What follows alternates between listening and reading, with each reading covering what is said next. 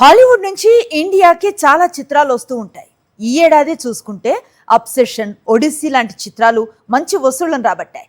కానీ spider man మాత్రం అన్నింటినీ దాటేశాడు. గతంలో ఇండియాలో రిలీజ్ అయిన హాలీవుడ్ చిత్రాల వసూళ్లను అన్నింటినీ దాటేశాడు. మొదటి రోజే 70 కోట్ల వసూళ్లు అంటే చిన్న విషయం కాదు. రాబోయే రోజుల్లో మరింతగా వసూళ్ల వర్షం కురవబోతోంది. హాలీవుడ్ లో ఎంతమందైనా సూపర్ హీరోలు ఉండవచ్చు. అందులో Avengers, super man, Batman, Aquaman, కానీ వీరెవ్వరికీ లేని క్రేజ్ ఒక్క స్పైడర్ మ్యాన్ కు ఉంది.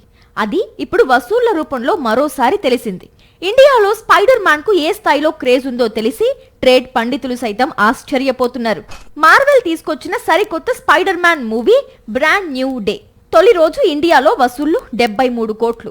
అంటే దేశంలో పెద్ద స్టార్స్ నటించిన చిత్రాలు రిలీజ్ అయిన రోజున భారతీయ సినిమా ఇలాంటి వసూళ్లను చూస్తుంది.